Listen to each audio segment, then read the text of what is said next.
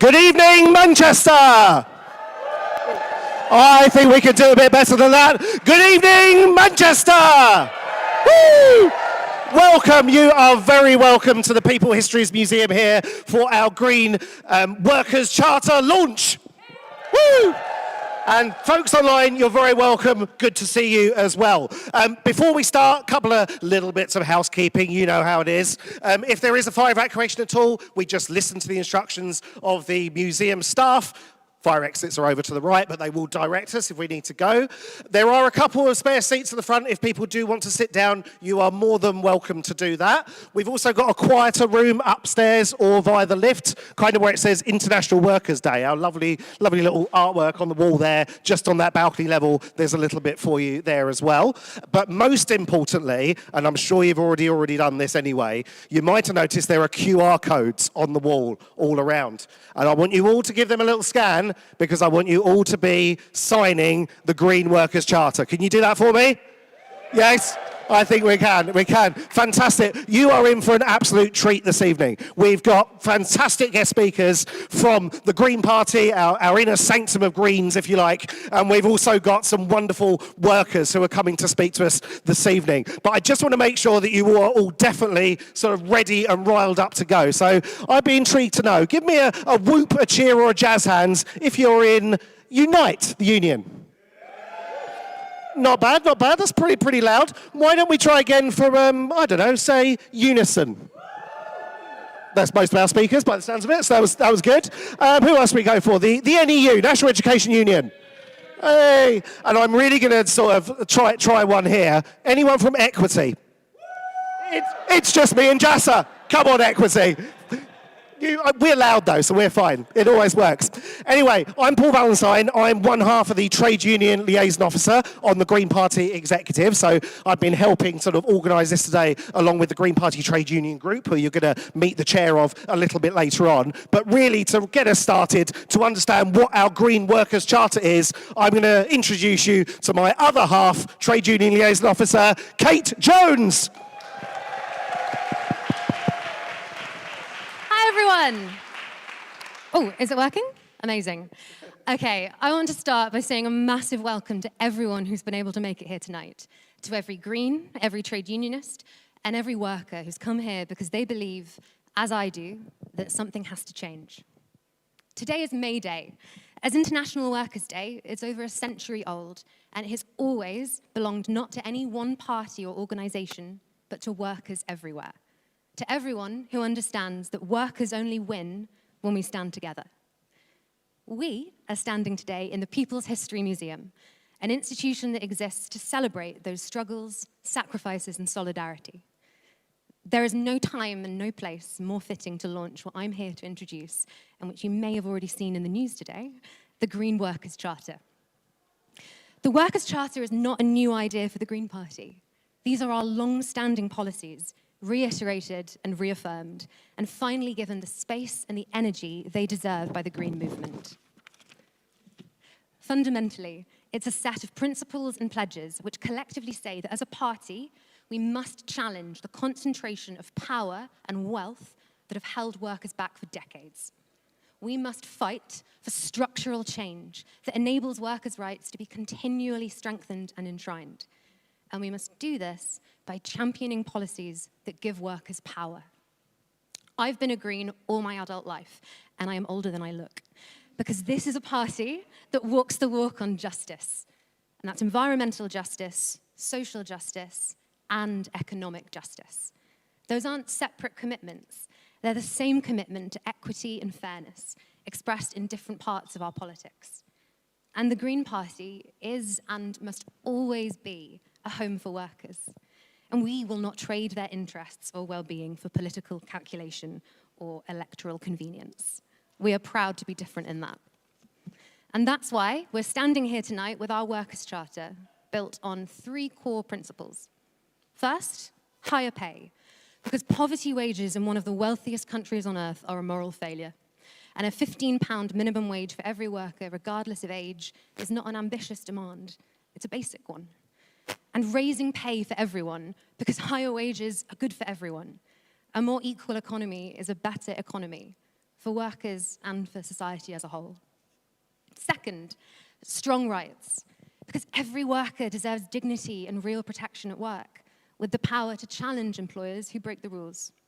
We're fighting for a robust single worker status, a better work-life balance, and meaningful government action to protect workers from AI harms and ensure they share in technology's benefits. And lastly, collective power, because history shows that organized labor is how we achieve change. It's how we end exploitation. It's how we redistribute wealth. It's how we redistribute power. At the end of the day, unions matter, and we're going to fight for them. Scrap the anti-union laws and give workers the full legal right to organize, strike, picket, and act in solidarity. Together, these are our campaigning pledges for 2026. And this charter carries the signatures of our MPs, our members of the Lords, our leadership. From the ground up to the very top, this is the Green Party saying, we're a party of workers. We are on your side, and we're fighting for this now. And it's not just a statement to the Green Party and its members, it's a statement to the whole Labour movement. This is the Green Party saying, we're serious, we're here, and we want to build something new together. And that statement doesn't belong to Parliament or to party structures. This charter belongs to everyone who believes that workers deserve better, and that means everyone here tonight. Sign it online. There are QR codes all around the room and some lovely big things to sign at the back. Take it with you and fight for it. Because the only way any of this will happen is if all of us, Greens and non-Greens alike, commit to fighting for it together. I am so proud to be here today, talking to you all and introducing the Green Workers' Charter. What we're seeing today is a party growing into its own convictions, making explicit what has always been true, and committing today, in public, to fight for it. You're going to hear from lots of people who believe in the Charter and its pledges too, from our MPs who are taking these pledges into Parliament, from the leadership who's making this party into what I always believed it could be, and above all, from workers who are fighting every day in their workplaces, in their communities, in their unions, and in solidarity with one another for a better, fairer, and more equal society. I can't wait, and I won't hold you up any longer. I hope you have a brilliant evening. Thank you.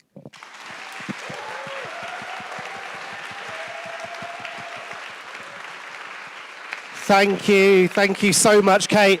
Okay, so we are now going to hear from those workers, but I don't want to introduce them. I need some help to introduce them. So we're going to be start off with the pay section of the Charter, and I'm going to ask the Green Party leader, Mr. Zack Polanski, to the stage.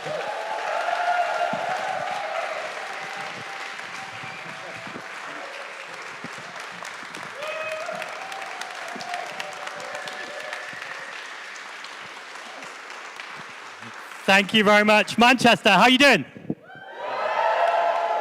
And before I begin, I do just want to recognise the huge amount of work that so many people have put into this Workers' Charter, but particularly the work of Paul and Kate of the Green Party Trade Union. So give it up for Paul and Kate.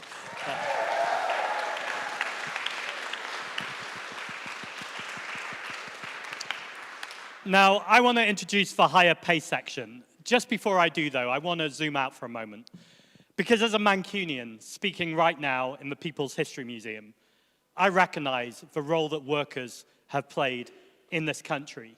Most obviously to work, but frankly to the very fabric of this country, in fighting and standing against fascism, against hate, against racism, and against the division in our communities. Workers who have come together in Manchester, but right across the country through history, from Cable Street to many, many instances where people have risen and stayed together. And the reason why this feels poignant right now is yesterday I was in Hastings, where I was at a Green Party rally, and I was heckled by people doing Nazi salutes. And the only solution to that, the antidote to that, is right here in this room, is for Workers' Charter. It's workers, whether they're in Manchester, London, Birmingham, Wales, all the towns and villages in between, right across our country, who say the only authentic response to stand against racism and to stand against fascism is solidarity.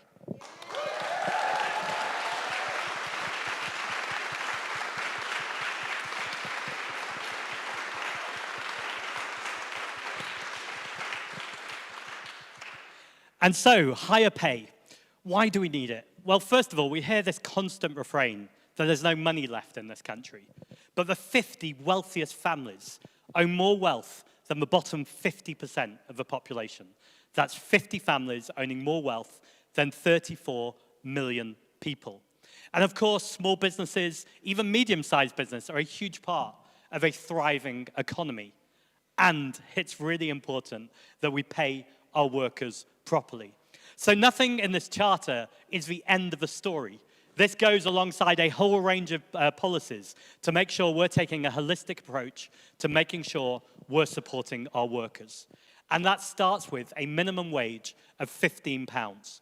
And the reason why that is so important is because that shouldn't stop or start at a certain age. Whatever age you are, if you are doing the same job, you deserve the same wage.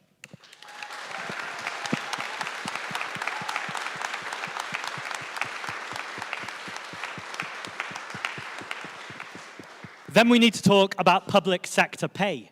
We know the people who keep this country moving, our teachers, our cleaners, our nurses, so many people working in these public sector jobs. And so often when they cut a deal, the deal is often still a real-term pay cut. This is totally unacceptable. We're going to get later on into the charter about how we strengthen union ties, how we strengthen our responsibilities towards each other. But at a minimum in this higher pay must be linked as a minimum to inflation. No public sector worker should face pay cuts.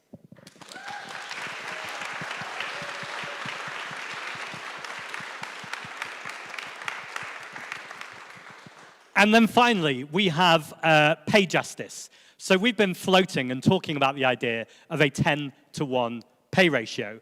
And what I always find interesting is the person who says, oh, you'll have to bring down the CEO's wage. Why do we have to bring down the CEO's wage? Why don't we pay people more? If a business is doing that well, let's make sure every single business that is flourishing is paying its workers properly.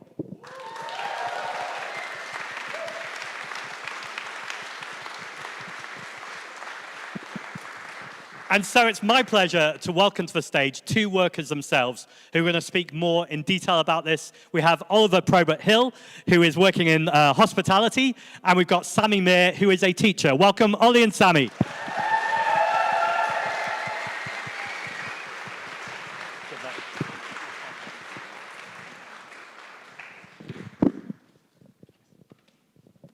Hi, I'm Ollie. I'm a hospitality member, Hospitality Unite member, based in South Manchester. I work in a bar in Wythenshawe. As a worker who's on a 0-hour contract, I know how important trade unions are. Recently, we've seen the growth of hospitality workers organising for better pay, terms, and conditions. We've seen wins at the Village Hotel in Glasgow, Eaton Park Cafe in Norwich, and the Glasgow Film Theatre. I'd like to talk about the Glasgow Film Theatre especially, because I think the work that they've done is so amazing and so crucial. The Film Theatre in Glasgow is one of the only hospitality venues in the whole country to have achieved a trade union recognition agreement, and that's down to the workers, to especially the young workers who've done that themselves. There's also something that's happened really recently, and I think it's really crucial for politics more broadly. The Film Theatre has agreed to stop serving Coke, thanks to Coca-Cola's ongoing support of Israel and the genocide in Gaza.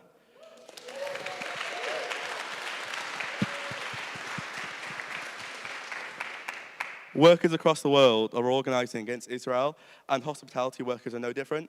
From Glasgow to Italy, workers are standing against Israel and their treatment of the Palestinian people.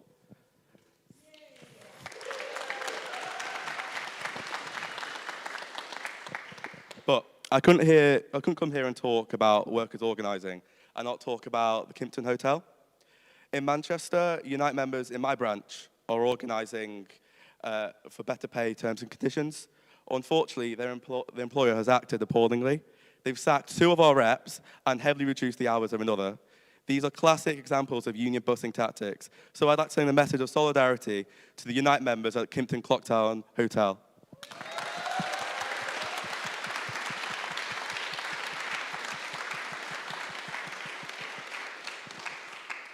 Thanks to the current job market, many young people like myself are working hospitality longer than they previously would have thought they would. This is why it's so crucial that hospitality workers organise. I think a key example of where pay has increased is if you look at the Stand Comedy Club. They have venues in Newcastle, Edinburgh, and yes, Glasgow. They've won 3 years of inflation-busting pay rises, and recently they won a further 3% increase on top of the further 20% negotiated previously. Yes, it's important that the age bracket of the minimum wage is scrapped, and the minimum wage needs to go up as well. But it's crucial that workers come together to organise and fight back against bad bosses. We've seen that hospitality workers can win when they organise and unite. That's why it's amazing to see that the Green Party is backing workers and is abolishing all anti-trade union laws. I joined the Green Party in January after a lot of pressure from my friend Beth to campaign against fascism and to campaign for a Green MP in Manchester, and I'm proud that this party backs workers. Thank you for listening to me for what I have to say. As many of you know, it's May Day, and in Manchester, we have our own celebrations this Sunday on the 3rd. The local Green Party has a block on the May Day march. If you're interested in joining us, you can speak to me, Phoebe, Max, or Beth. We'll be at the stall. You'll be able to see the Manchester Green Party sign and join our group chat, and it'll be a fun day. Thank you for listening to me.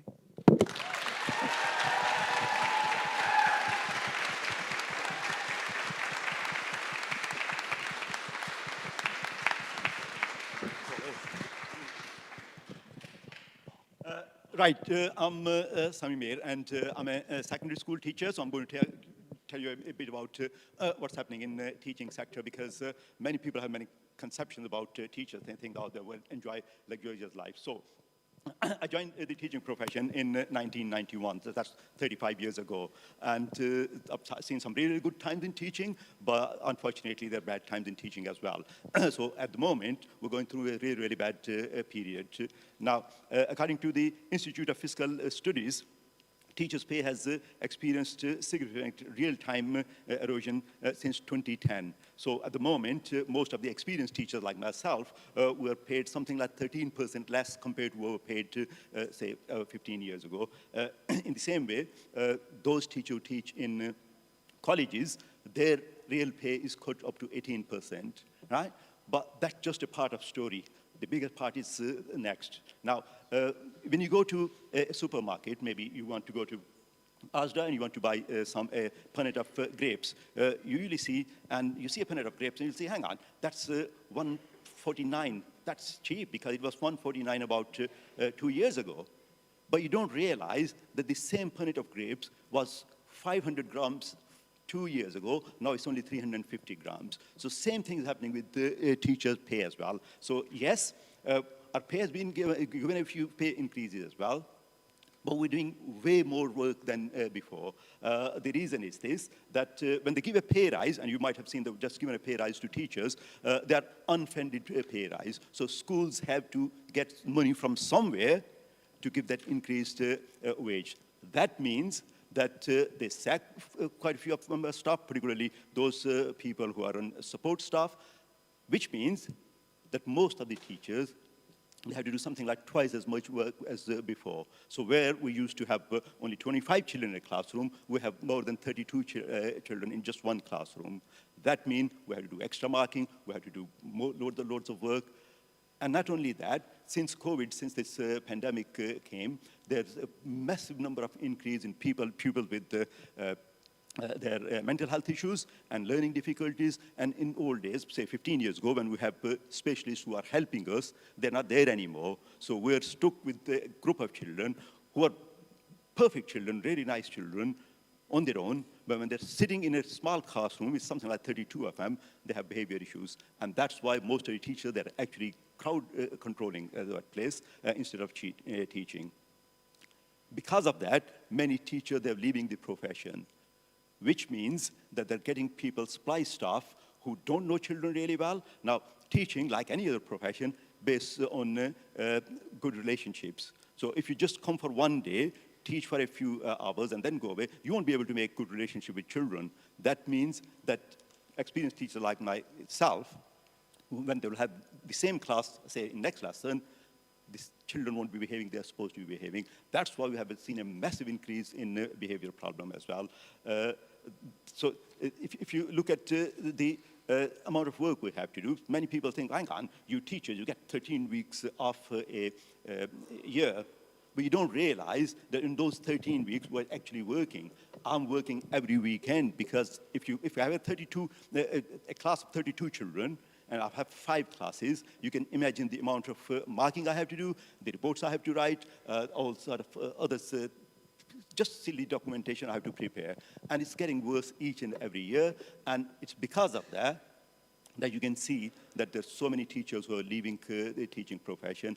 And that's going to have a massive impact for everyone, not just for teachers, because we are the one who build the next generation.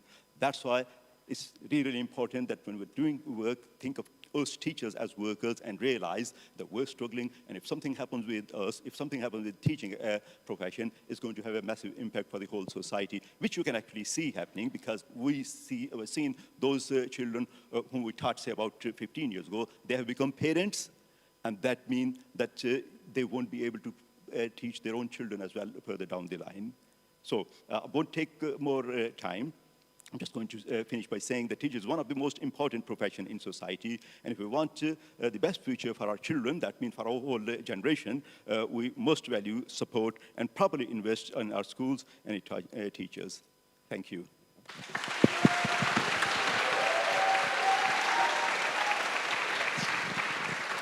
Thank you so much, Sammy, Ollie, and Zack there. Thank you very much, guys. So our next section of the charter is on strong workers' rights. So I feel like our next speaker needs to be someone who's pretty strong. And the next speaker, I feel like, is so strong that she could possibly beat both Labour and Reform in a Galton and Denton by-election. Folks, it's Hannah Spencer.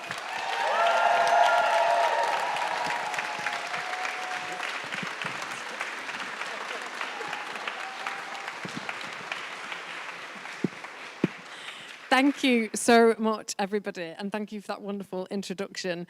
Thank you, everyone, for being here tonight. It is so good to see everyone, and I'm so honoured to be introducing the workers' rights section of the Green Workers' Charter, the strong rights that we all need, because this part is so simple. It is about what we deserve from work, and as I said on the night that I accepted the honour of becoming the MP for Gorton and Denton, working used to get you somewhere.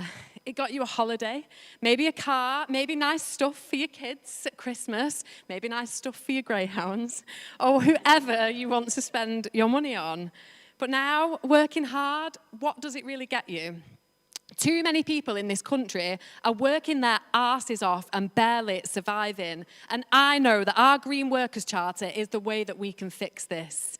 So let's talk about worker equality, because I think we really do see two-tier workplaces.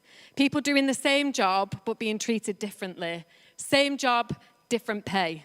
Same job, different rights. Same job, different security. And where is that change that we were all promised? Because all I'm seeing is outsourcing, forced and bogus self-employment, casualisation of work. And this has not happened by accident. It has been done to us. And it's not been done to improve our lives, has it? It has been done to help the super rich get even richer off the back of our hard work.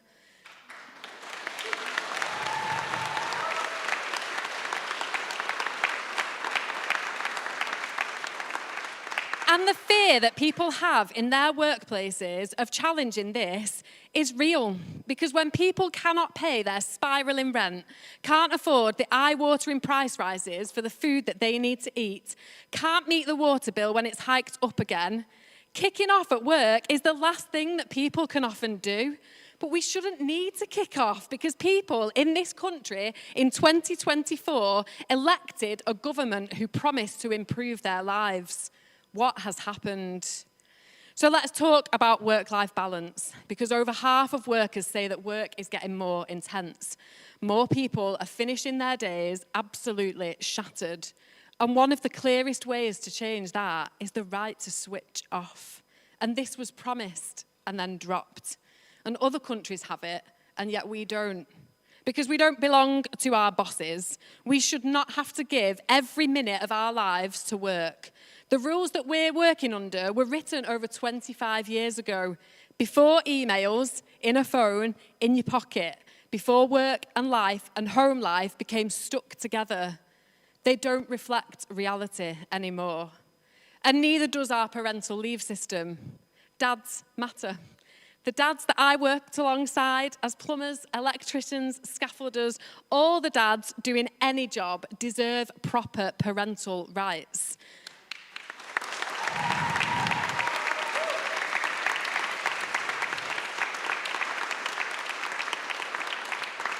One in 5 dads take no leave at all, and not because they don't want to, but because they can't afford it. The statutory rate is nowhere near enough to live on. Because if we're actually serious about equality, we need to show it at home, for new parents, everywhere. And finally, AI justice, the conversation that everyone else is avoiding, but we in the Green Party are actually taking on. This government is pushing full speed ahead on AI. There are all these plans for AI. There are public contracts with companies like OpenAI and Palantir. Huge amounts of public money, our money, going into this space, but where is the protection for workers? Where's the promised AI bill? 2 years into this government and silence on it, and that is a failure. And workers don't get to pause whilst government catches up. AI is here. It is already in our workplaces right now. And without proper protections, people are being left exposed and vulnerable. And nobody should lose their job or see their wages cut or have their conditions worsened, all while someone else profits. Creative workers are already seeing their labour scraped and reused without their consent. And trade unions, they should be at the table every single time AI is introduced into a workplace. Because workers shouldn't have change imposed on us. Workers should shape it. And if there are benefits from AI, then workers should feel them. Higher wages, more time off, a 4-day week, yes.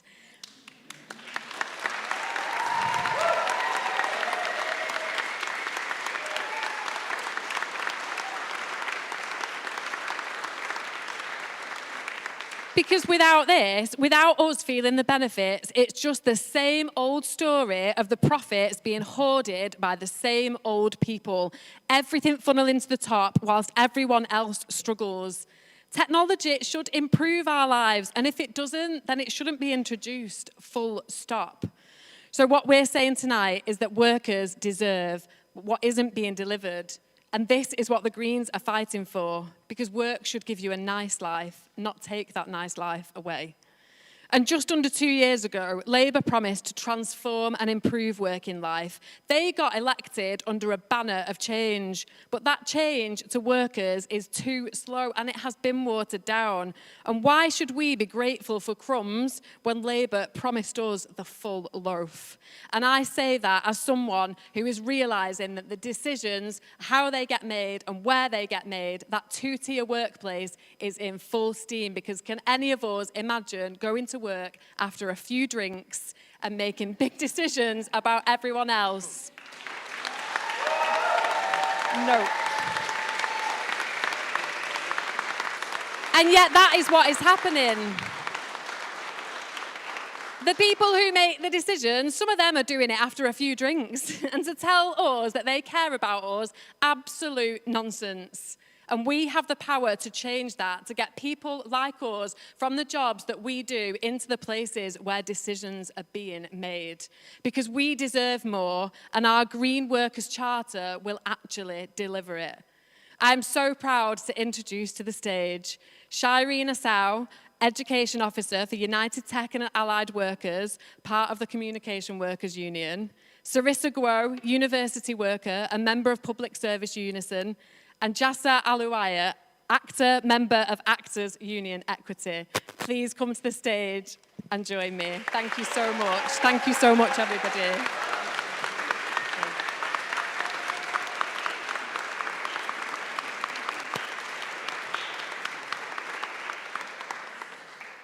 Hello, everyone. My name is Shireen. Hi. I am one of your Green Party candidates for Ladywell in Lewisham, and thank you. And the chair of the Lewisham Palestine Solidarity Campaign. But today, I am here as a trade unionist and as the education officer for the UK's first union for tech workers, United Tech and Allied Workers. So I wanted to start this off kind of in a dark place. I'm really sorry, but I wanted to take you back to like 2021. I was on furlough. I was about to be made redundant, and like so many other people, I was really questioning the purpose of my life. I come from a very devout Catholic family. My grandma came here in the 1960s, and she devoted herself to service in the church, service in the NHS as a nurse, and service to her community. And I was really thinking, like, I want to do something equally as good and as meaningful and as impactful as she did. So I started working in a bank. But bear with me, because it wasn't just any bank. This was a fintech, and it was going to change the banking world. It was going to make it fairer. And to be very fair to my former employer, I did see changes while I worked there. I saw the starting salary change, so workers who started after me were earning more than me for the same role as me with less responsibilities. I saw the culture change from a friendly culture to one of high stress. I saw the perks and benefits decreasing and the monitoring and surveillance increasing. And I thought, wow, workers deserve better. And with the support of United Tech and Allied Workers, I started to organize. And we organized quickly. Within 1 month, we had 80 members. After 2 months, we had 200 members. After 6 months, we had almost 500 members.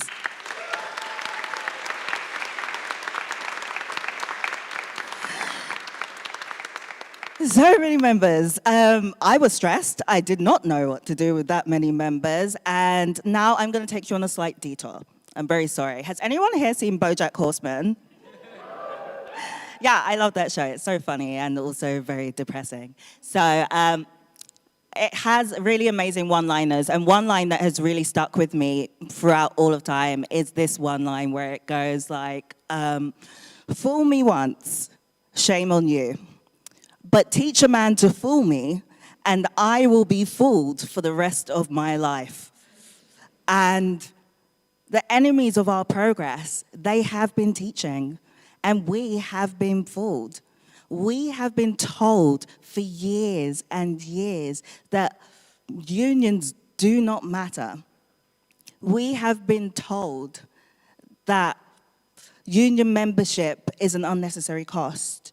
We've been fooled into thinking that we are on our own, and we have been fooled into thinking that nothing can change. And at the same time, private companies and billionaires have been organizing. They've been spending millions lobbying our politicians to get the changes that they want. What do you think happens when workers organize? What do you think happens if we stand together and try and get the changes that we want?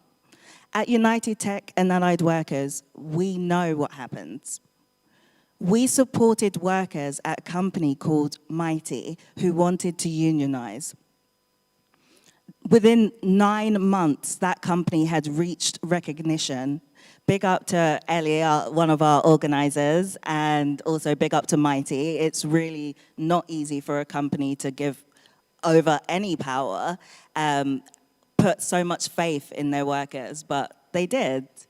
And in January this year, the unionized workers at Mighty voted to give themselves a 22.5% pay rise, which equaled about £8,000 per unionized member at that company. So, yeah.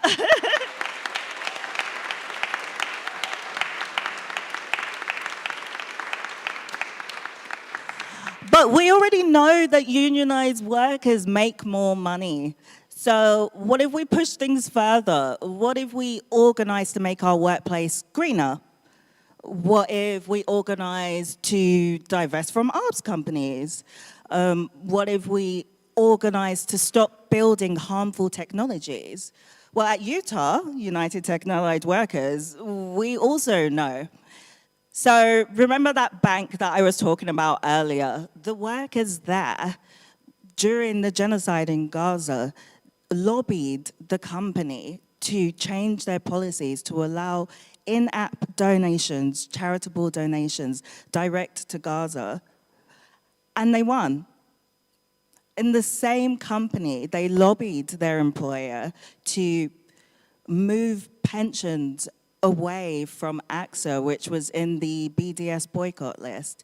And they won. And that wasn't me as an organizer. I wasn't even in the country for half of that stuff. That was not me. So yeah, that was the workers working together. And at United Tech and Allied Workers at the moment, we're supporting workers at Google who are organizing against Google's involvement in Project Nimbus. Project Nimbus is building the infrastructure which is needed to do war crimes, to do surveillance, to do this genocide. Some of these workers at Google are making big money, not even like, I wish I was making that much, but the amount of money that they're making is not worth their values as people. That is true worker power. But it doesn't always go like that. So at United Tech and Allied Workers, we have been supporting content workers, content moderators who are working at TikTok. They wanted better conditions, they wanted better pay, and they wanted a way to fight back against the decreasing content moderation rules on the platform that were allowing millions of pieces of dangerous content to spread across the world. TikTok said that they wanted to negotiate with us, but just before negotiations, TikTok laid off all of its content moderators. TikTok said that they laid them off because of AI, because the AI could do their roles. And while TikTok does use AI in its content moderation to support its workers, the workers knew that the AI could not perform their roles.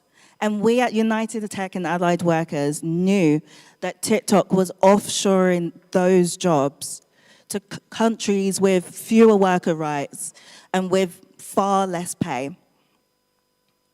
And that is why unions need stronger rights and more protections. And that is why I'm so happy to be here supporting the Green Workers' Charter.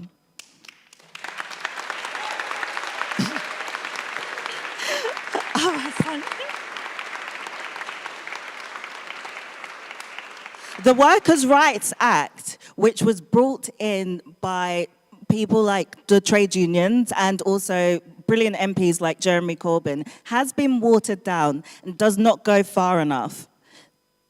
The Green Party will be fighting for workers' rights, and I am happy to stand beside them. So on May 7th, I want to ask you, not just to vote Green, join your union, join my union, start conversations, start organizing, and start building power, because we collectively will need to build the power to sustain and move this Green Workers' Charter forward. Solidarity, everyone. Thank you.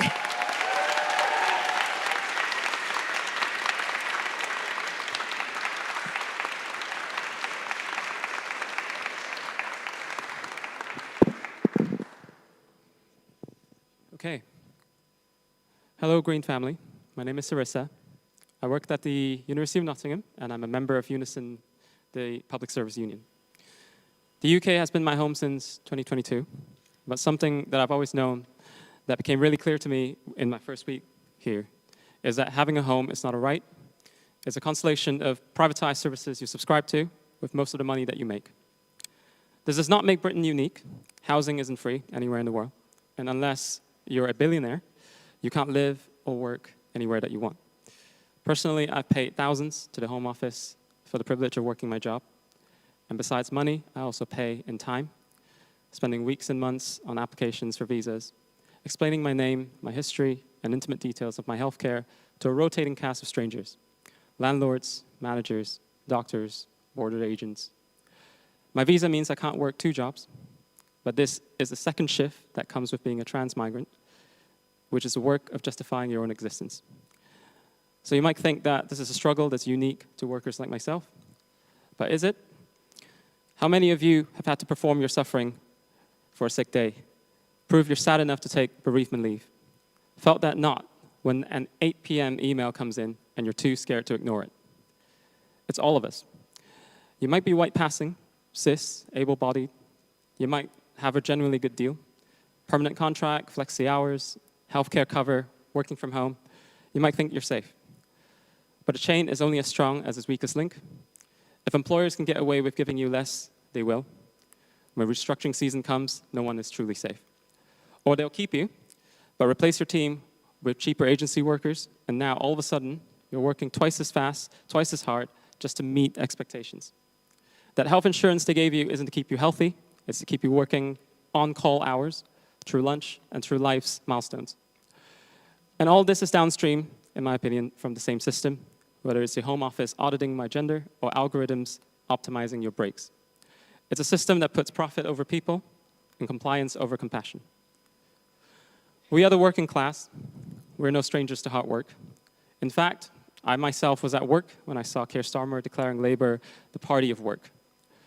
Nice of them to join us, I thought, whilst we've been subsidizing corporate wage bills, paying for MPs' drinks.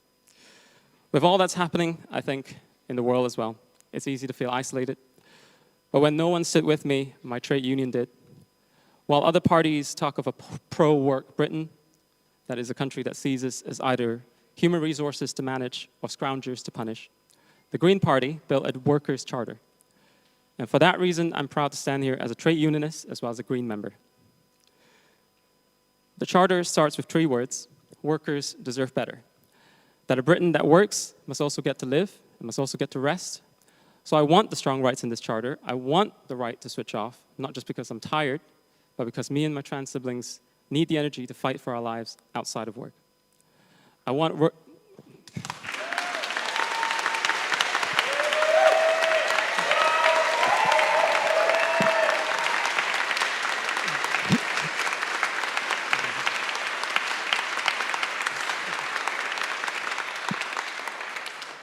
Thanks. So I want workers' rights with teeth that's sharp enough to bite down on 2-tier contracts and strong enough to protect single parents on 0-hour contracts from being managed out, like my mom. AI justice as well, because the algorithm that's flagging my name change as suspicious is the same one that can be used to fire a warehouse picker for being sick too often. To these and more, the charter says, no, the gains by big tech must be shared with us, not used against us. Dear fellow Greens, living under 2 hostile environments at once, one that's against migrants and the other against trans people, has taught me that my rights only truly exist if my colleagues and I, and my community and I, have the power to enforce them. You can write £15 minimum wage on paper, but if a care worker on a visa is too scared to complain, that right doesn't truly exist for them. You can promise myself allyship, and my community as well, but if I don't have my union rep with me in the room, who's got my back when the prejudice starts? Who's got yours if you get put on a pip? That's why this charter comes as a package. Higher pay funds our dignity. Stronger rights protect our lives beyond the clock. And collective power means we don't have to beg our abusers for mercy, because power is a language that makes us workers universally understood. We are the working class. We are a realistic bunch of people. We know the meaning of hard work. But we're also more than just human resources. We're complex, tired, beautiful, and unbreakable. Thanks for still listening. I'll finish up with just this part. Coming to the UK was my first time ever on a plane.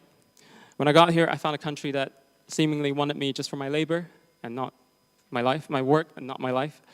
But a Green said to me, both are important, that my life off shift matters just as much as my time on shift, that the identities I hold are not administrative difficulties, but a living and breathing aspect of the tapestry we call the working class. And again, that's all of us. We are the working class. Ours is the struggle of a long and storied people, and some of these stories are recorded right here in this museum. And we honor these stories, not by feeling sorry for those who came before, but by fighting for each other and all those who will come after.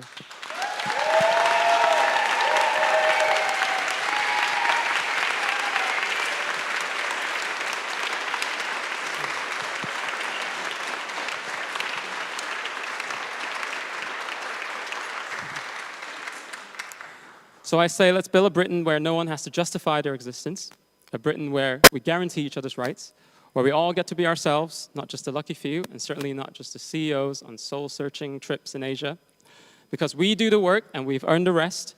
So that's it, thank you. Let's go out there and win on May 7th and keep winning until all of us have won.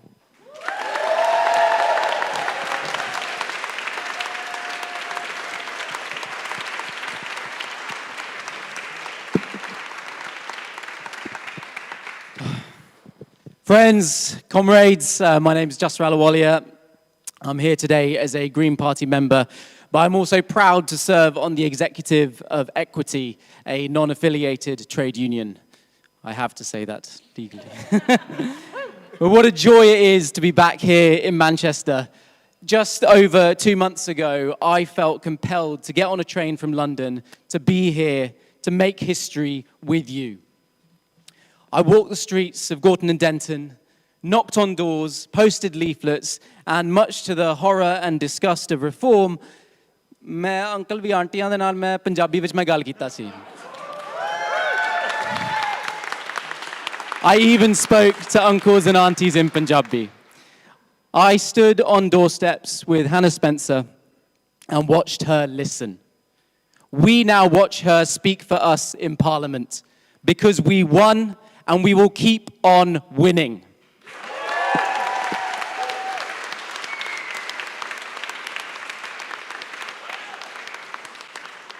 But the ballot box is only one side of struggle. We may not always have control over the injustices that come our way, but as workers in an economic system that depends on our labor, we have power. And our unions are how we wield that power, collectively. When I was unceremoniously fired from an acting job in 2021, I was told that the company's dignity at work policy didn't apply to me. I was a precarious worker that they felt they could dispose of easily. But I knew that I could fight. Fight back, not as an individual, but as a union member, as an equity member. With 50,000 comrades behind me, legal action was threatened, and I walked away with a financial settlement and my head held high.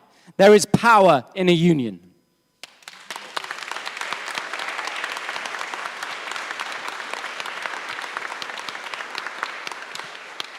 We must now wield that power to demand AI justice.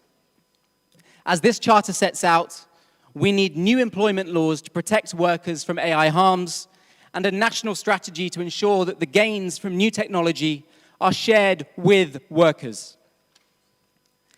That is why, at Equity's conference next weekend, I will be proposing a motion to send to the TUC, calling for our movement to lobby the government to introduce personality rights, giving performers a clear route to control and license their digital replicas. And we stand ready to fight. Last year, an indicative ballot saw 99% of actors vote to refuse digital scanning until AI protections are secured.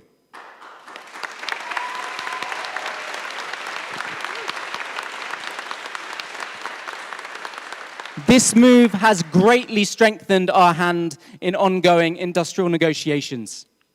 We have power.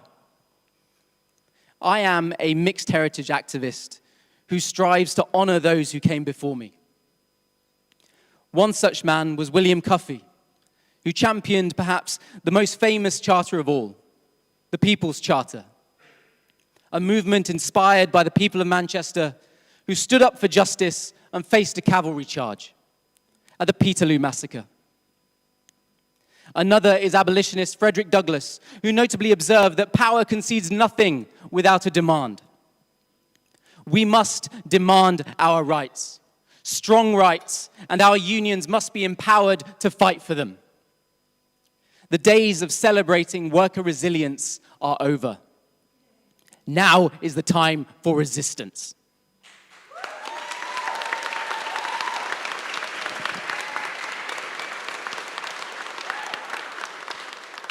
And so I'd like to end with my union's motto. To all artists, good work. To all workers, good art. And to all people, equity. Thank you very much.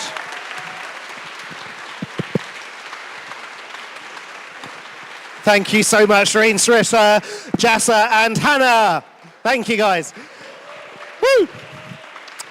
Okay, so our final section of the Charter is around collective power. Now, the next guest speaker, when I think collective, I think to the southwest of England in Bristol, where I think of a collective of Green Party councillors. And who are they working with? They're working with the Bristol Central MP. So I'm going to welcome to the stage, Carla Denyer.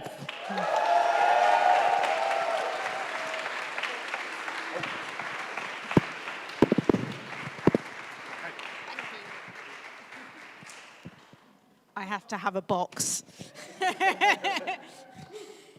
Thank you, Paul, and thank you to everyone in the Green Party Trade Union Group who has made this amazing evening possible, and to the amazing, inspiring speakers who went before me.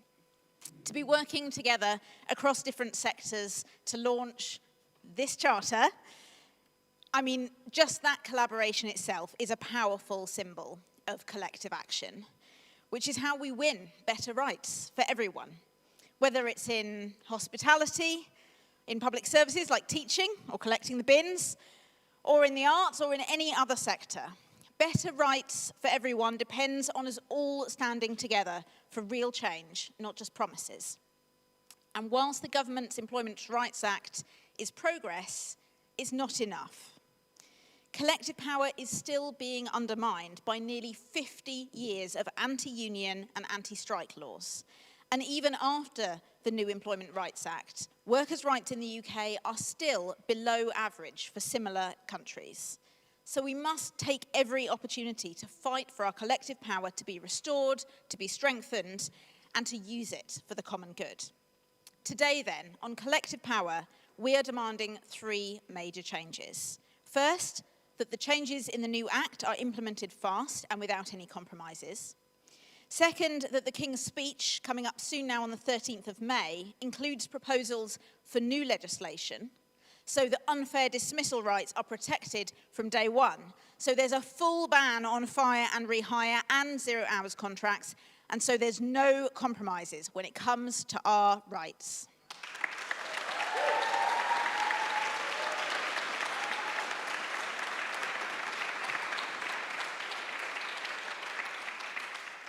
I'm already pressing the government to do more for workers. I'm asking Ed Miliband to use his upcoming energy independence bill to grant statutory rights to union future-proofing jobs reps, rights that are backed by cross-party MPs as well as by climate groups. This would build on the work of trade union green reps, and it would be a legal requirement for employers to give workers a seat at the table as they plan how workplaces address the climate, nature, and cost of living crises, ensuring a just transition that creates good quality green jobs, unionised good quality green jobs. And we want to see more new legislation to secure strong collective bargaining and a strong right to strike. That doesn't just make sense on the grounds of fairness and equality, it's also good for our economy. Despite what we might be told, regulations that protect workers have largely positive impacts. You probably didn't need me to tell you that. But importantly, way beyond individual workers. Strong workers' rights result in a much greater proportion of income going to wages and salaries rather than shareholder dividends and private profits, of course. But that in turn leads to greater productivity, innovation, and employment levels, benefiting our local economies, our local communities, and our long-term resilience. And in the left-behind parts of the country, there's strong evidence that extending trade union collective bargaining, especially sectoral bargaining, delivers better work, which in turn is good for society, for our economy, and for our wider well-being out of work as well. So no matter what you measure, the kinds of demands set out in this charter are both bold politics and common sense politics. So our third demand on collective power is ending the way that existing laws constrict and undermine our collective struggles. Scrap all anti-union and anti-strike laws introduced since 1979.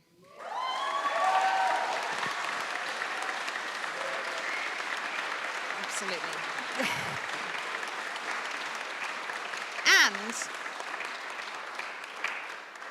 and replace them with strong legal rights to strike, picket, and protest, including solidarity action and action for political and social causes.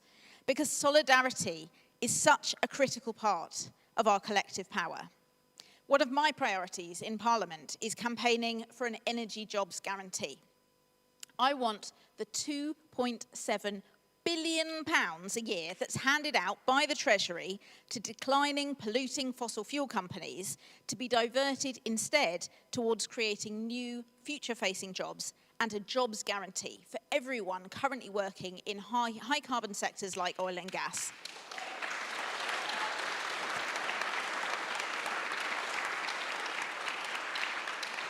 And that would ensure that they can find equivalent alternative employment or funded retraining. Greens stood with the miners when they were under attack, and we stand too with oil and gas workers, with workers everywhere, in Parliament, in councils, in assemblies, in communities, in workplaces, and of course, on the picket line. Today, on May Day, we mark the huge achievements of the Labour movement in winning workers' rights. We remember the struggles to secure those hard-won rights in the first place, and we look to the struggles ahead of us. We look to a greener future, a fairer and more equal one, to a future where workers' rights are fully protected across every sector for every worker. Winning that future, that needs us all to act collectively, to demand collective power. So today, we renew our commitment to doing that. And now, I want to welcome to the stage two people who are doing just that work every day. Shona Jemphrey, who's a children's services worker and Unison member, and Emma Runswick, who's a doctor and BMA member. Please put your hands together for Shona and Emma.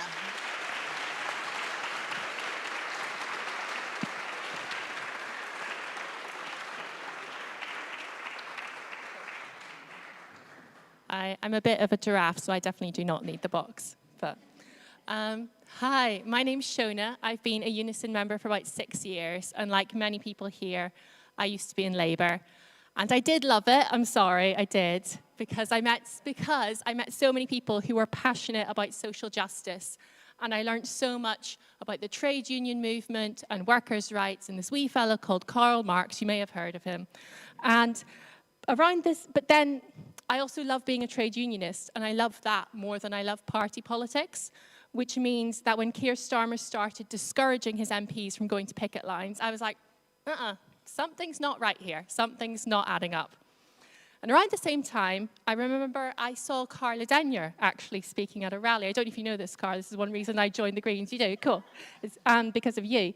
But speaking at a rally in support of the junior doctors. And I was like, okay, here is a party where advocating for workers' rights isn't just allowed, it's actually encouraged.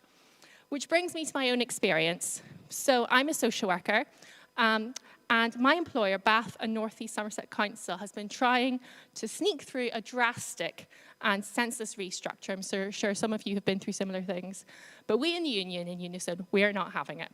So They hit staff with news of these changes out of the blue. People were getting letters telling them that their jobs had been deleted, that there would be redundancies, that they would have to fight each other for the spots that were left. It was completely unnecessary. It was completely chaotic, not just for us as social care staff, but for the hundreds of vulnerable children that we work with. And people were really, really upset, but they were also really, really angry. And that happened on a Monday evening. And on Wednesday lunchtime, we had an emergency union meeting. And over 100 people squeezed into this room, standing against the walls because we'd run out of chairs. And we knew that no matter how much senior management claimed that there was nothing they could do, these changes had to happen, they were inevitable, we knew that they weren't set in stone. If I've learned anything in a decade of political activism, it is that nothing is inevitable. So we organized, we set up WhatsApp groups. We all love a WhatsApp group in politics. We spoke to the press, we recruited 20 new reps in a fortnight. We liaised with our local Green councillors. They don't run the council yet, we'll see, but they are damn good already in opposition, and they were able to use their platform to fight our corner in council meetings. As council employees, we weren't allowed to speak in council meetings, but our families and friends and retired members who live there, well, they definitely could. And when the local foster carers we work with found out what was happening, they could as well, and they made their voices very clear. And over 100 of us turned out to protest outside a council meeting with flags and placards and megaphones and pots and pans to drum and shout and scream and chant.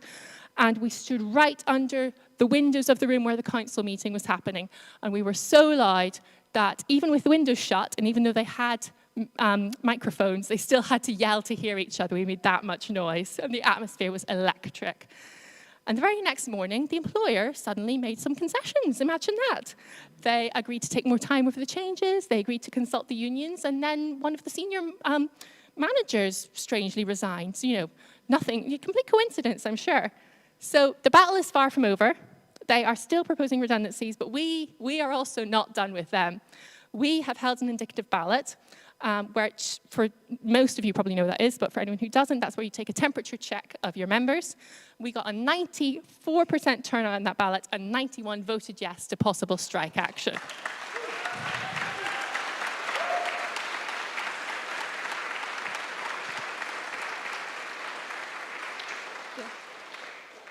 So we are now holding our formal ballot for strike action, and if we do end up on the picket line, if you're in the Southwest, please do swing by to say hi and show your support. The employer keeps trying to claim that these drastic changes are inevitable, but we can see that no other local authority is doing what we're doing. So we know that that's simply not true. Nothing is inevitable. And yeah, of course I'm scared. We all are, but I'm also really excited by what we've achieved and what is possible. And if the last few years have taught me anything, is that nothing is inevitable and anything is possible. I'm now also an elected Green councillor in Bristol. We have taken over the council, and that's something that was unthinkable a decade ago. So I want you to remember this, that people are ready for change, and the political landscape is moving faster than it ever has. Nothing is inevitable, and everything is possible.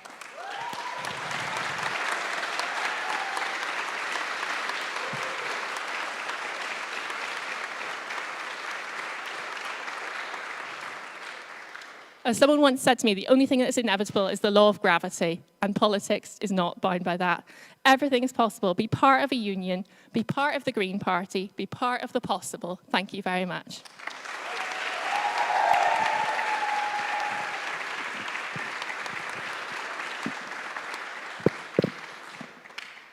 Hi, thank you. My name is Emma Runswick. I'm a mental health doctor here in Greater Manchester, and I'm a BMA NEC member. The BMA is a non-partisan trade union and professional association of 200,000 doctors currently fighting and winning in disputes all across the UK. And for us, the Employment Rights Act brings positives and long overdue reforms to trade union regulation, but I cannot gush about it. The Employment Rights Act is frankly not good enough to protect and promote workers' rights. It doesn't even go as far as the Labour Party manifesto did, and some elements have been deliberately delayed to reduce our impact on their government and our ability to fight their bad decision-making.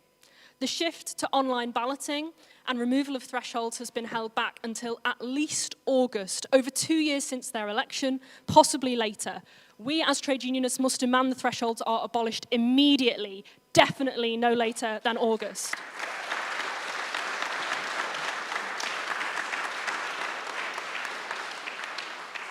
In my brief time, I want to mention just a couple of the changes amongst many beyond the existing Employment Rights Act that we need to see and how they would impact doctors and health workers.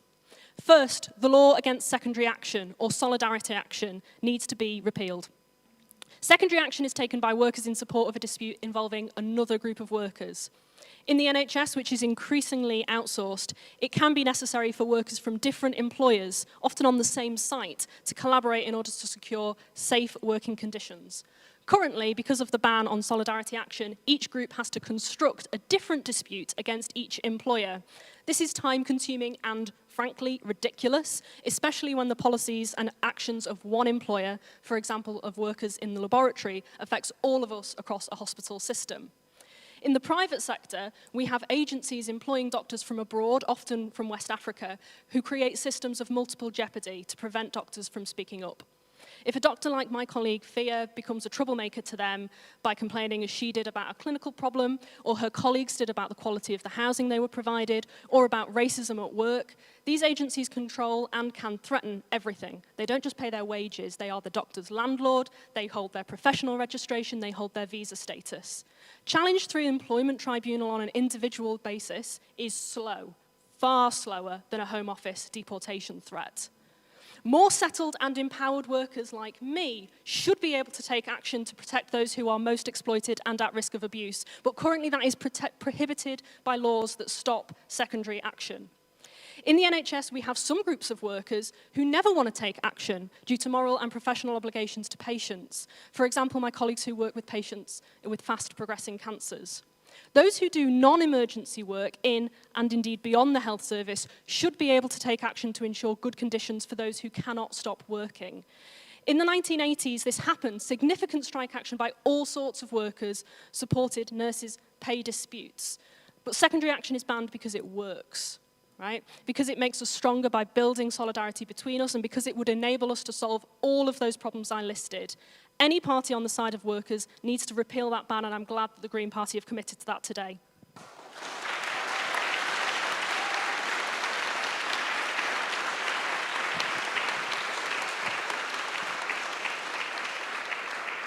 The next key issue is the current restriction of trade disputes as only being with an employer and only on specific issues. Doctors are affected at work by lots of organisations that are not their direct employer. Resident doctors like me, most of us on 3-year fixed-term contracts, get the worst of this. Recruitment bodies, not employers, conduct interviews and allocate jobs. The statutory education bodies conduct annual reviews of my competency and can end my employment. Host NHS trusts are the actual places we work. Royal colleges govern our exams, which govern our progression, with regular serious errors like giving incorrect results. None of those bodies are my employer. None can be subject to a trade dispute or a strike. Most can't be held accountable via legal mechanisms either, and trust me, we have looked. They are just unaccountable, despite having complete control over our lives. And it is set that way deliberately. Thousands of doctors that are currently being let go at the end of fixed-term contracts because of NHS funding cuts have hardly any recourse. The legislation holds us back. And that is before we get to action, which would currently be unlawful, on the wider politics issues that doctors care so deeply about. Palantir's involvement in the NHS, public health issues, climate. We are facing so many threats to our health in this country. The burden of avoidable disease is killing us and overrunning the NHS. Doctors and health workers want a healthy population, and so do all of us. Yet we can only hold disputes on a tiny list of workplace issues. The law has always sought to limit our ability to fight for our interests against bosses. It is an uneven playing field. Even under the new law, the Employment Rights Act, strike mandates will require annual ballots. But no company ever has to seek shareholder permission to underpay workers. No government has to seek referendum permission to make cuts. The commitment to 3R unions is a powerful commitment to even up the odds, to free us to organise ourselves to win better lives at work and in the wider world. All trade unionists must push for that. I'm delighted that the Green Party is pushing for that as well. Solidarity and happy May Day.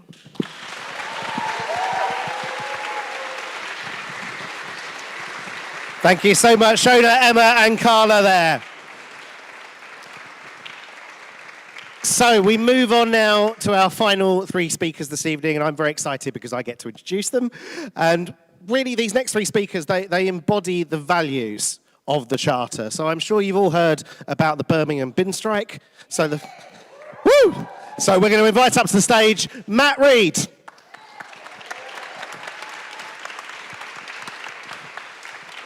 Thank you.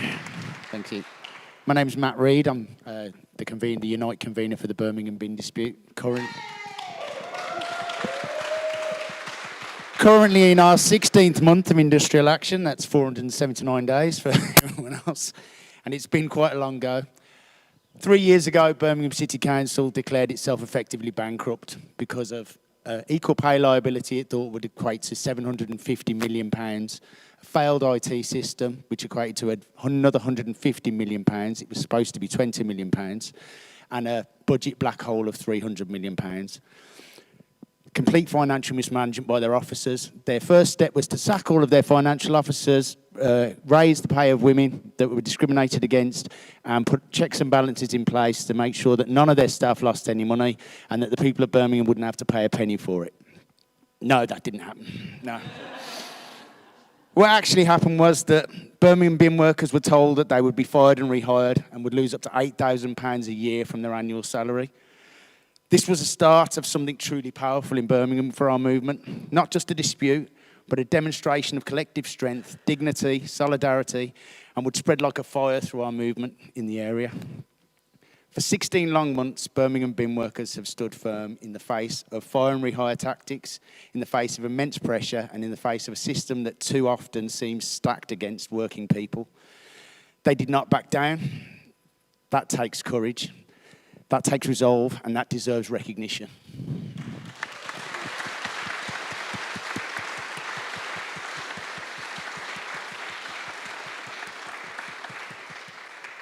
What we've seen is not just a strike, it's been an incredible outpouring of solidarity and support from trade unionists, activists across the country, to local communities standing shoulder to shoulder. People have come together to say, enough is enough. Workers should not be treated as disposable. Their livelihoods are not bargaining chips.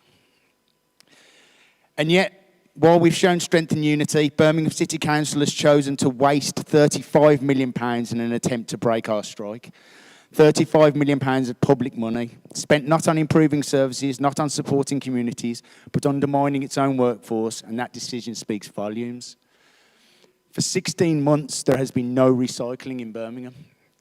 The incinerator and the landfill has doubled the amount of waste.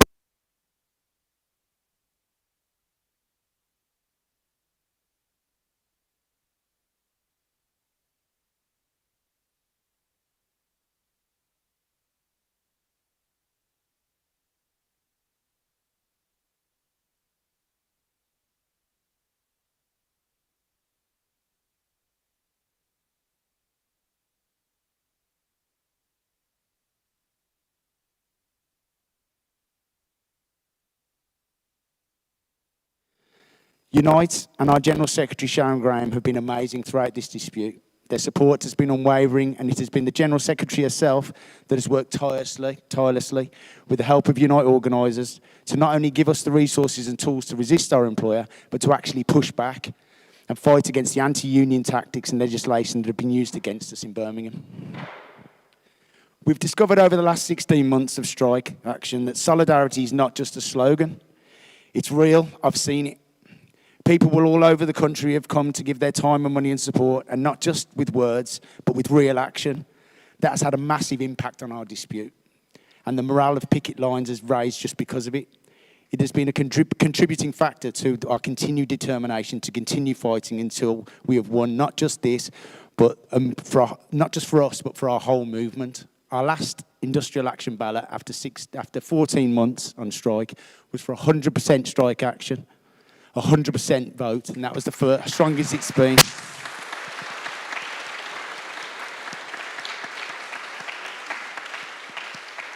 And that is down to people from all around the country coming to help us, coming to show us. When we had injunctions put in against us, we thought we were beaten. And then we realised that the injunction was only against Birmingham City Council workers and Unite officials. So people who didn't work for Birmingham City Council, who weren't Unite officials, came from all around the country and blocked wagons for us, and it was absolutely fantastic.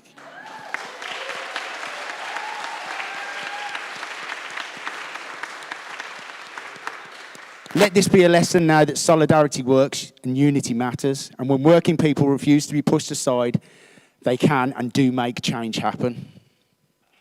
And now, after months of hardship and resilience, we find ourselves cautiously optimistic that the combined strength and solidarity we've shown has shifted the balance. Optimistic that a deal can now be reached, one that respects workers, protects livelihoods, and restores families. We hope that this is the case and it's not just electioneering, and the Labour Party have signed up to a deal that they say they can't do because of PERDA until after the election.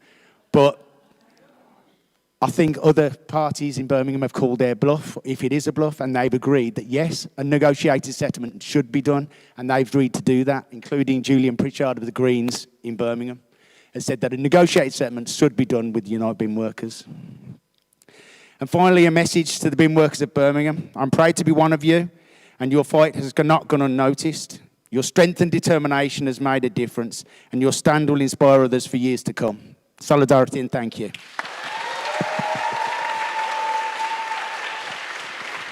Nice one, Matt. Well done. Well done. So next up, we're in Manchester, so we need the president of the Manchester Trades Council, Chris Neville.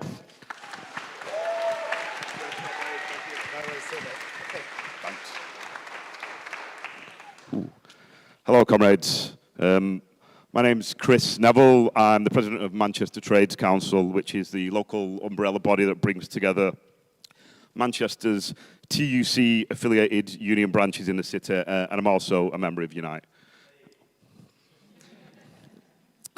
Proud to be speaking on behalf of Manchester Trades Council on May Day, a day rooted in international working class struggle, solidarity, and the idea that working people deserve dignity, security, and a genuine say over their lives.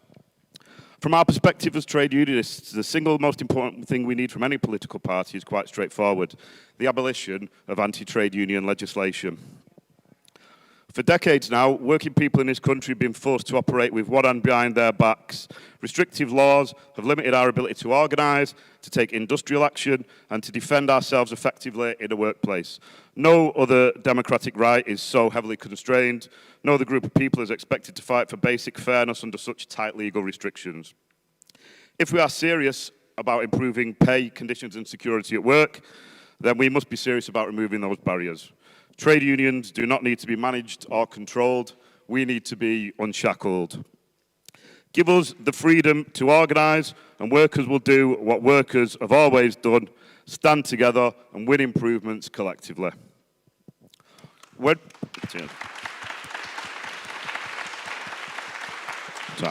When we think of political parties and trade unions, it's usually the Labour Party that comes to mind.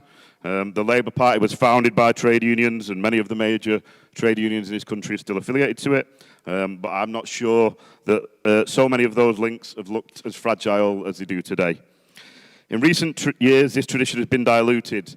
Instead of strengthening collective rights, the right to organise, to bargain collectively, to strike, the focus has too often shifted towards individual rights at work. And those rights, they do matter, but they're not a substitute for collective power. And it's been deeply disappointing to see proposals on employment rights watered down at a time when bold action is needed. Working people are facing rising living costs, insecure work, and stagnant wages. Under capitalism, there is an eternal battle between the working class and the ruling class, and every Labour government has caved under pressure from the latter. And so I was surprised and delighted when an email from one of your trade union liaison officers, Kate, appeared in the Manchester Trades Council inbox, inviting us to speak at tonight's event. The Green Party has not historically been known in the movement for its connection to the trade unions, but it's good to see a push for that to change. The Green Party's 2024 manifesto, and indeed the document that we're talking about tonight, did promise the repeal of anti-union legislation, and you must take this opportunity to learn from Labour's historic and deeply unpopular mistakes. In times of crisis, the Labour Party has always caved under pressure and chosen to make workers rather than the bosses pay. My message to Hannah, Carla and Zack is this. If the Green Party is to become the party of workers and their unions, when push comes to shove, you must choose to side with the workers over their bosses. You must be firm in your reasoning, and that must be that we, the workers, are the majority in this country, and without us, nothing happens.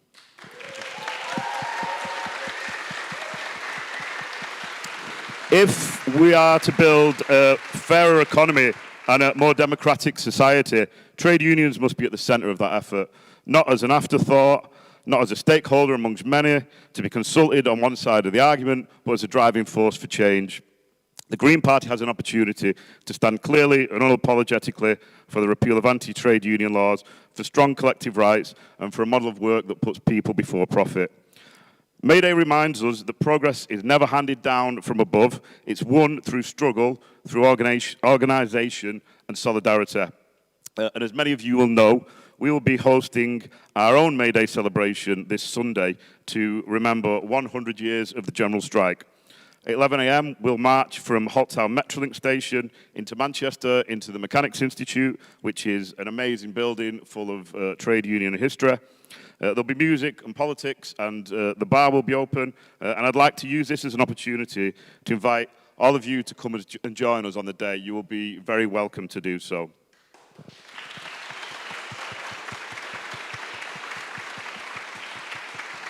And finally, my message to everyone in this room is to urge you to join a trade union, to become active in it, to become a workplace rep, to sign your colleagues up at work, and to help us as a movement rebuild the strength that we used to have in this country. Thank you once again to Kate and the Green Party for inviting us to speak tonight. And most importantly, let's keep fighting together for the rights, dignity, and the prosperity that working people deserve. Solidarity, and thank you. Cheers, comrade. Nice one, Chris. Cool. So none of this could have happened tonight without the Green Party Trade Union Group. So I want to invite to the stage now the chair of the Green Party Trade Union Group, Roxanne Mashari.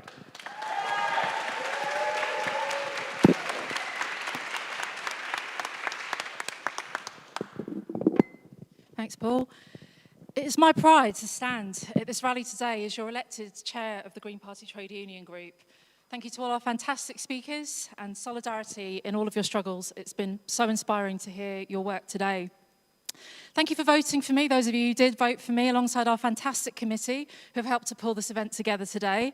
A big thank you to the committee and everyone who's helped pull the event today, including the staff at the People's History Museum. If we could have a round of applause for the staff and the committee who've helped pull this event together today.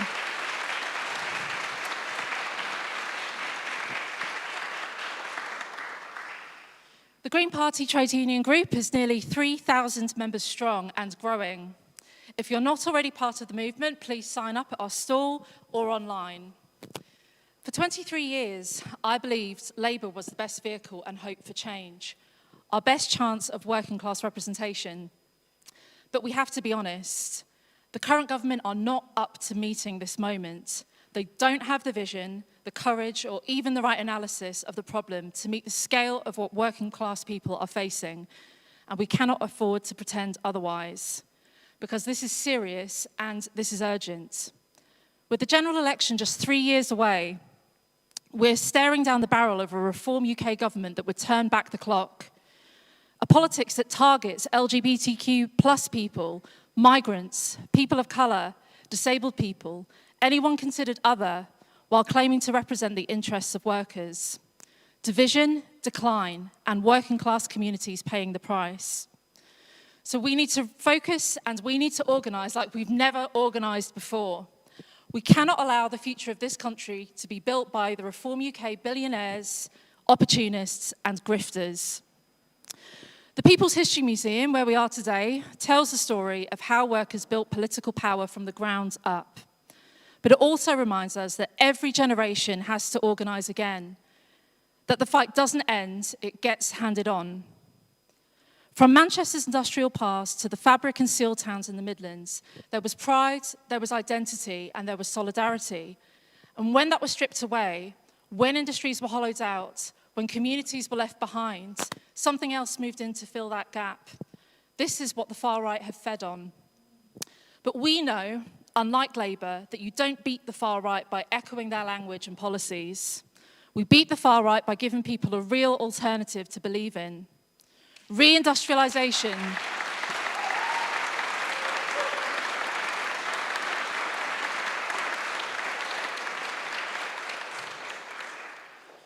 Reindustrialisation, a green industrial revolution built on clean energy, green manufacturing and secure unionised jobs. A just transition that guarantees jobs for those in oil, gas and heavy industry. We know in the green trade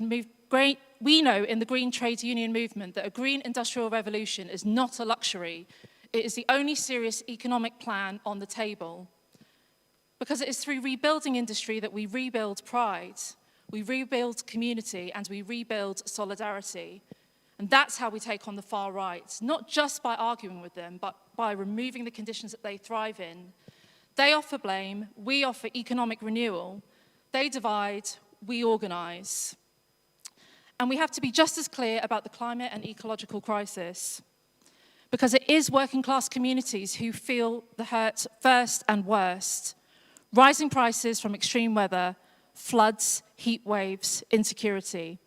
And globally, it is the poorest who are already paying the price.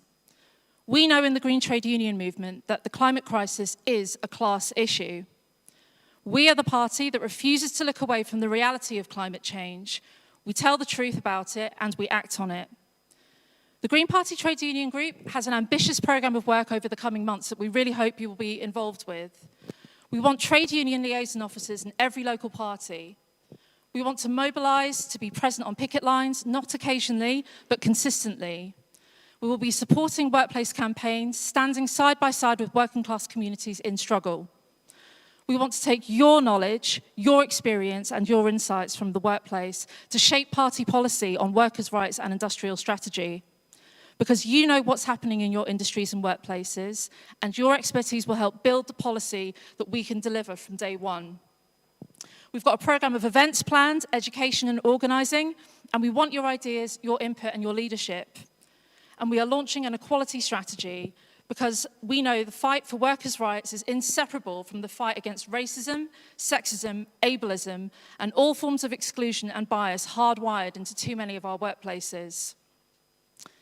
We know that solidarity is not just a slogan, it's a strategy. It's how we win. So let's be clear about what we do now.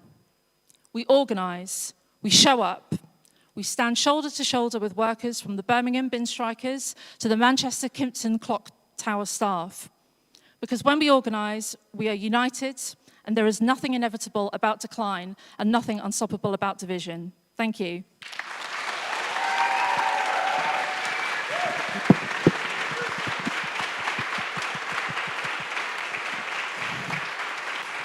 Thank you so much, Roxanne. And folks, can we have another massive round of applause for all our speakers this evening and a big cheer. Now, I'll tell you what, folks, doing this comparing and jumping up and down the stage is quite frankly absolutely knackering. But there is one guest speaker tonight who really is like a Duracell bunny. He's been up and down the country, he's absolutely everywhere, and I want to invite him to wrap us up this evening. So please welcome back to the stage, Zack Polanski.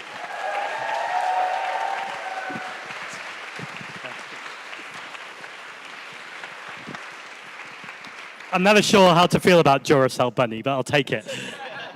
It's interesting, though, because I won't lie, it has been shattering. Yesterday I was in Hastings, I'm in Cardiff tomorrow early in the morning, and I know many people have just spoken are zipping around the country too. But actually, how energizing has tonight been to hear people on the stage talking about their struggle, their resistance, the times they've not won, and the times they've won. And I suppose a couple of things, and I'll wrap up quickly because I'm aware we've been here for a while, but I really enjoyed when Chris from the Trades Council threw down the gauntlet in some way and said, Zack, Hannah, Carla, you must make sure you're on the side of the workers at all times, and I take that. But actually, we also know that's not just for the leadership or our MPs. That's our entire movement. That's every single person in this room. And actually, everyone who's not in this room right now. Let's always think about Who doesn't yet know about a political movement or about a trade union? Who are the people, maybe they're unemployed? We've been talking about workers a lot tonight, as we should, it's May Day. But what about people who are disabled, who have long-term health conditions, or people who have lost their jobs because of unfortunate circumstances? Let's make sure we're thinking about everyone in this movement, always thinking about how do we bring them to meetings, whether it's a Green Party meeting, a community meeting, a trade union meeting. I just want to do one more huge thank you to everyone who's spoken tonight.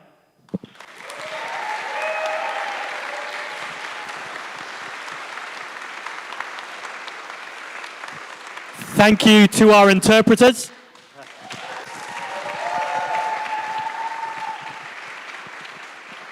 Down here we've got Alex on tech. Alexander.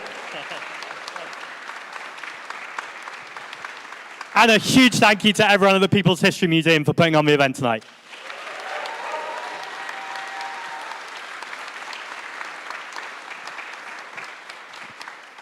You'd probably expect me to mention this, but we have a huge set of elections in 6 days' time. And we know there is a toxic combination right now of high bills and low wages. And signing this charter is one of the ways that we can take those steps to making hope normal again. So I'd really encourage you to sign the charter. I should say, I was backstage and I said to Paul, are there any other call to actions in the evening? And then someone from the People's History Museum said, if you could ask people to donate to us, that would be really appreciated. So the People's History Museum are also asking for your donations.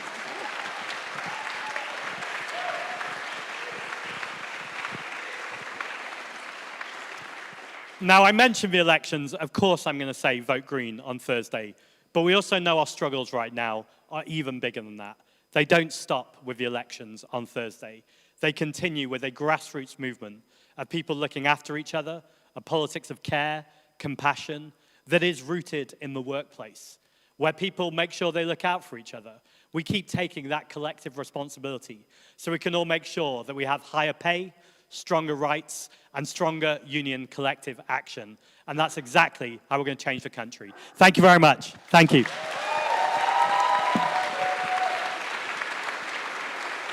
And one more round of applause for Paul and Kate.